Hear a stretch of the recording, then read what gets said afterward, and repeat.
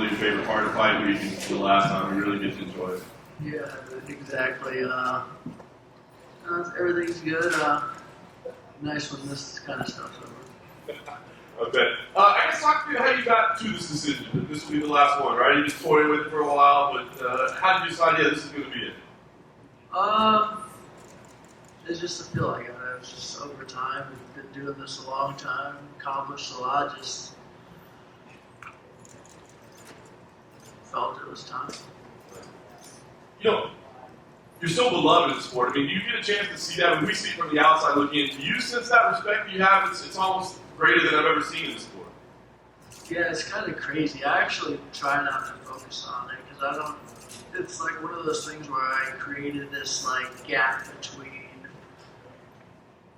other people giving me accolades and praise. Like, cause you can't go through life trying to seek praise from other people and those things. I'm trying to seek praise for myself, really. So it's like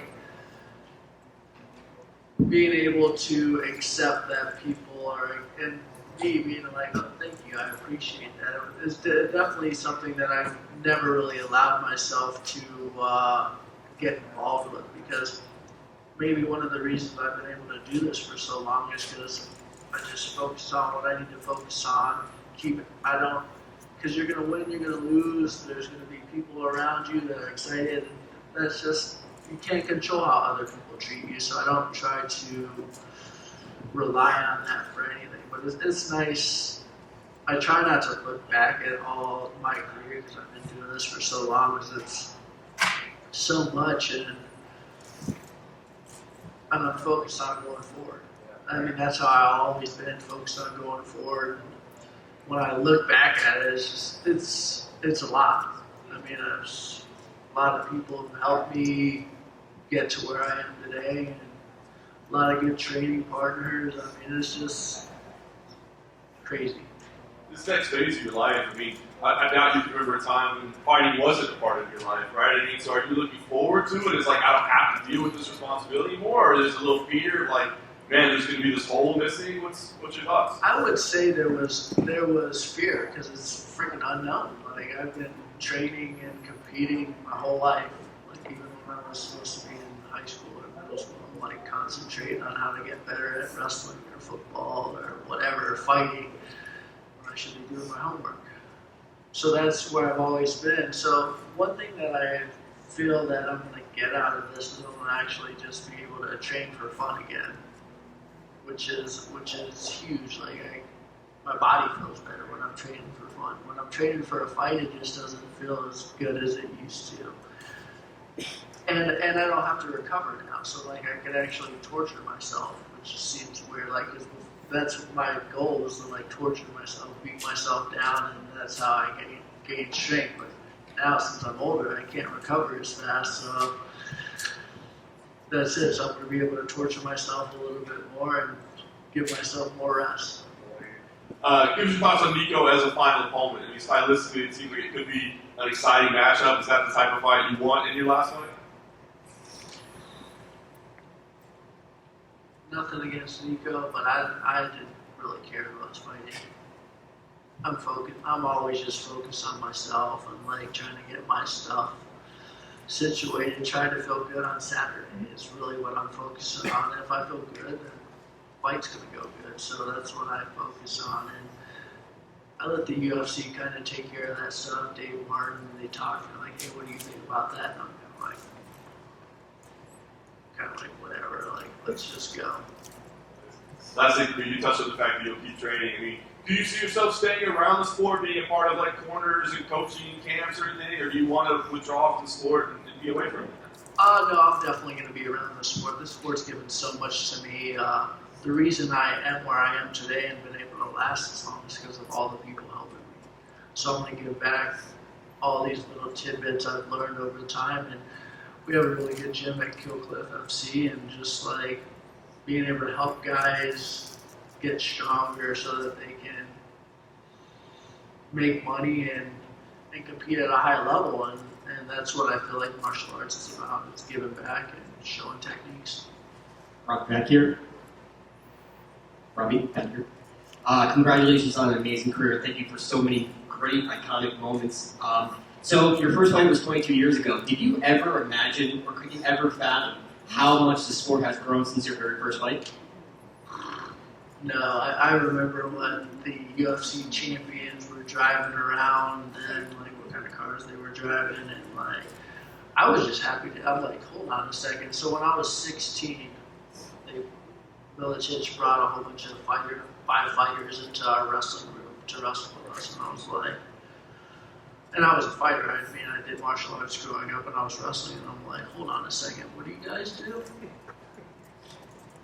I'm like, oh shit, this is what I'm gonna do with my life. So like, but I didn't know. It was just like I didn't go into it for money necessarily. I went into it because I loved competing and I loved fighting and I loved sharpening my skills. And where the sport's come since then is ridiculous. I mean, when I first signed with the UFC, I went into their offices and there was a security guard outside and probably 4 people in the whole building, workers. I mean, there's Dana, there was Donna, there's freaking Joe Silva and a lawyer. I mean, that was it. So, I mean, this sport is huge, UFC is huge, and it's nice to be a part of it and see the growth and be able to last and be a part of it. And your first UFC fight was at UFC 37, and now we're at UFC 290. And I can name about a million favorite Robbie Lawler moments, but is there one moment in particular that you could say, yeah, that's my favorite career moment? Not really, because I don't really like rate myself and do those types of things. I mean, big fight for me though, I think, in my career with the UFC was probably my first Hendricks fight. Because I didn't get it done.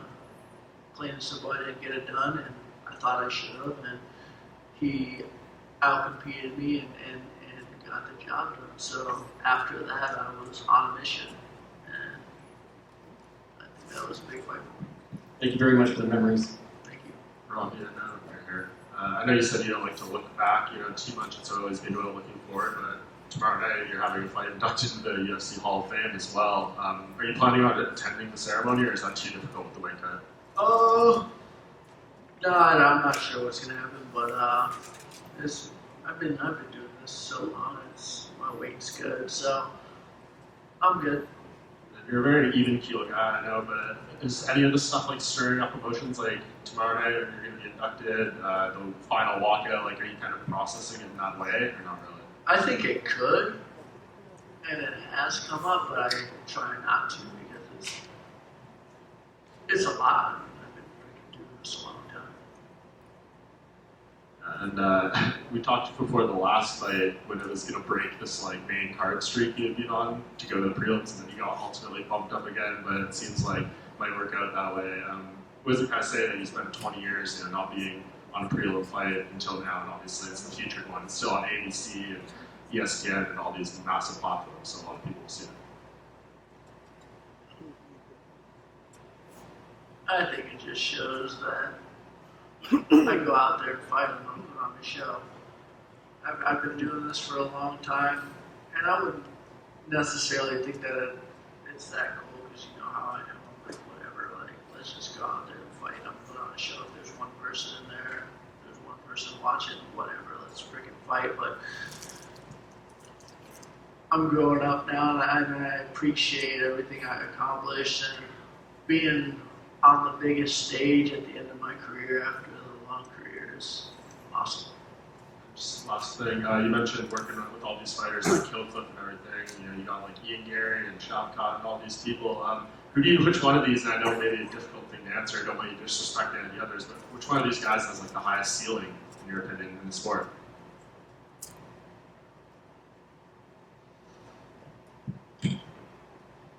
I would just say whoever is willing to put in the work and stay focused and not let the media, not let hype drive them, and you can stay grounded and focus on what they need to do because it's a long road. And if you want to stay up there at the top, you got to focus on the little details, and you need to keep everything simple and not think you're hot shit. You just need to freaking go out there and work with all the freaking everybody and get after it. And I think anybody who's willing to do that for many years is going to achieve a lot. Rob, over here. Robert Whitaker was in here earlier, and I was asking like maybe some of his favorite memories of you. And he said that when he was at welterweight, he saw you fight, and his first thought was F fighting that guy. He also said that when he watches you fight, he thinks that if you could, you would bite your opponent. So I'm curious what you think of that assessment. I appreciate it. I don't think I'd bite. I'd probably headbutt. I'd probably eye gouge. Really, like, I mean, I would bite. I don't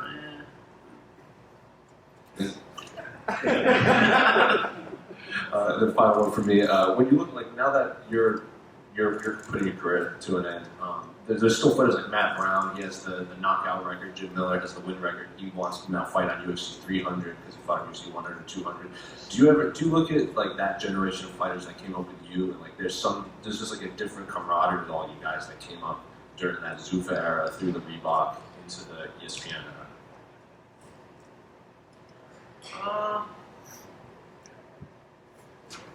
Yeah, it's hard to say because like even those guys, I feel like I was fighting way before them. So it's like, I mean, when I first came in, it was like I think I signed with the UFC in like 01 or something. So it was just weird. But I think when you have an appreciation for guys, when I see these guys, I'm like, man, you're freaking still here. I'm like, freaking tough as hell. Because just the training camps alone, like you don't realize to be here for this long, the training camps alone, keeping your body, keeping focus with everyone pulling at you, hey, you gotta go here, you gotta go here, let's go do this, your buddies want to hang out with you. It's just, you need to stay focused, and guys who have done that for a long time, I really appreciate it. Robbie, so much of your early years, of course, back in the Quad Cities, Bettendorf, Iowa. How do you look back now at those formative years for you? I think that was the best time as far as training. It was when I first started training, everybody in there was tough. And I don't mean tough technically, I mean just tough. If you were fighting in 2000, then you're not making any money. You're doing this for the freaking love of competing. And we probably had like 10 high-level guys who just like pushed each other. There was no room for weakness. Only the strong survived. And I think I learned so much from that. Just getting in there and getting thrown in the deep end and like trying to figure out how to survive and learn, and then show up the next day, get beat up, and then try to learn. Like I did some good stuff, which kept me coming back. Like, but there was days that were rough. So those shaped and molded me. Like Jen's really helped me. I'm so excited for him to be inducted into the UFC Hall of Fame. I mean, he wanted this, which is very important to him. And I slept on his couch many a times. He helped me out with my boxing so much. Obviously, Matt Hughes threw me around. Actually, when I was a senior in high school, my coach, because I was actually a decent wrestler, like, hey, go with this guy. And freaking Hughes was freaking slamming me around like hard. Where my coach was like, okay, like that's enough of that. Like that's how it was. It was like no mercy type thing. So definitely, and obviously, Pat Miletich, another UFC Hall of Famer and champion, put a lot of time and effort into me, and then Jim we just fed off each other. We just always believed we were going out there to smash somebody. It was us versus everyone else, and we're going to crush everyone, and that was our mindset. And I think that helped throughout my career. Thank you, I appreciate it. Hey, Robbie, back here. Robbie, when people talk about the fight with Rory McDonald and going into the Hall of Fame, when fighters tell you how much they love it, Does that make it extra special to hear specifically from, all of your coworkers that get in the cage?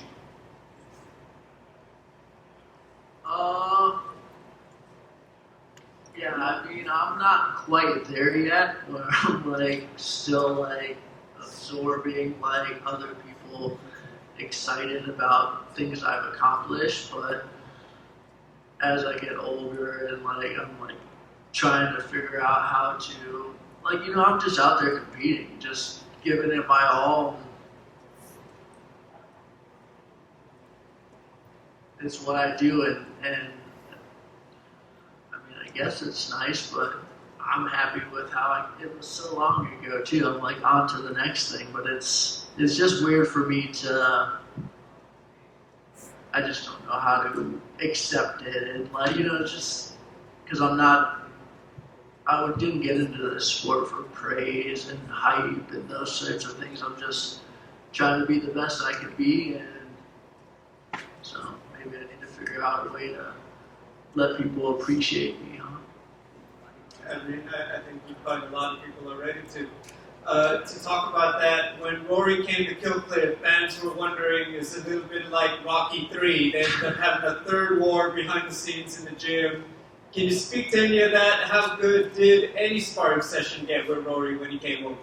Oh, no, I don't usually go hard anyways, and he doesn't usually go hard in his sparring. It's about getting to your spots and having your feet underneath you. He's a very technical fighter, really good on the ground, so I learned a lot of stuff from him. But he's actually very analytical, so his sparring sessions will be more about working on certain things, which is kind of how I fight. It's all right, I need to get to this spot. What happens if I do this? What does he do? So he's very sharp individual, and it was nice to see. Which I already knew that because I fought him twice and trained for him. So it's... Final question. There's only one you, but if you were to point out one of the guys on the roster and say, that's the next Robbie Lawler, savage, unbreakable, always brings it, love of the game, is there a guy you would name? No. Just I would say I don't really watch too much unless one of our guys are fighting. I mean, these guys freaking are just pumping out shows, so it's hard. I mean, and I'm spending family time now, so it's hard for me to get away from those things. So I'm focused on other aspects now, but I'm sure there's many out there who are willing to give it their all. Bobby, over here. You sort of talked a little bit about it. Is coaching kind of what you're going to be doing in retirement? Is there any other things you're looking to do now that you're not going to be having to train for a fight? Yeah, and I mean, I've been coaching for pretty much my whole career because that's kind of what you do. Even when I was training for fights, I was at the high school coaching wrestling, coaching other fighters, just giving little tidbits here and there. But yeah, we have a gym, Killcliff FC, and I'm going to help those guys fulfill their dreams and wherever they want to go. Henry Huff and I and Greg Jones and all the coaches over there are doing a great job getting these guys ready. And we've got a lot of really good fighters. So martial arts is about giving back, and I think all sports is about giving back and making life easier for others. All this knowledge that I have, there's no sense keeping it to myself. Leading up to this fight this week, did you have a lot of the guys from the Militich camp reach out and kind of congratulate you or anything? Has Pat talked to you or anything? No, not really. I talked to Jens here and there. I talked to Pat here and there, but I actually called Jens about a computer question for my son. So It's good for everything. We don't need to talk about fighting all the time. And you talked about some of the up-and-comers at your gym. Maybe not personality-wise, but fighting-wise. Does Ian Gary remind you a little bit of yourself in terms of, he's in your action, type of fighter, really likes to make it entertaining? Yeah, no, he comes out and fights. He's going out there to take people out and look good. He is who he is. Let these guys be them and let me be me.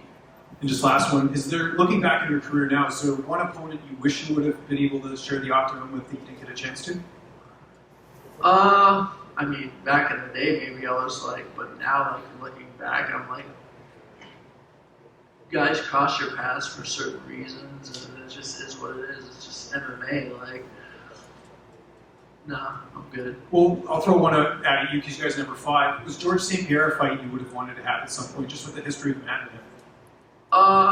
Yeah, I think that would, because he was like, when I was on the outside of the UFC looking in, he was the guy I was training for. Like the whole time, I was like, oh, I'm fight this guy. So like, yeah, like I trained to fight that guy all the time.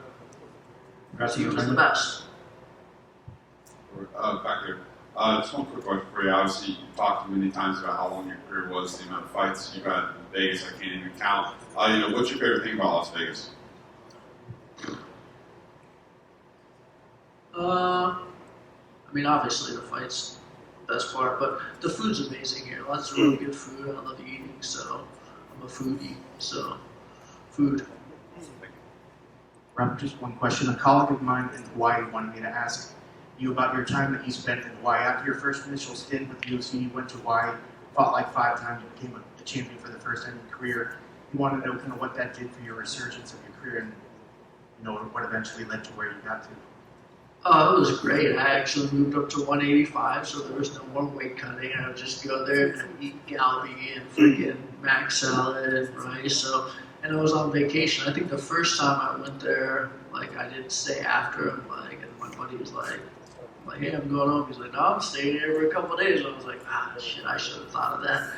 But I mean, I grew as a fighter there. So I love the rules. First of all, it's prime rules, which is the best rules.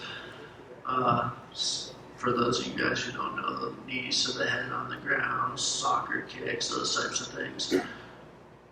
But I grew a lot, and what I didn't get very much was this.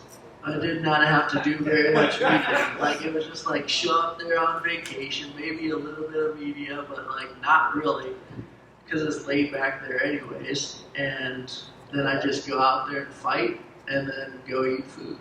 So like, I just was able to kind of hide and make some money, and then I was just watching the UFC from there.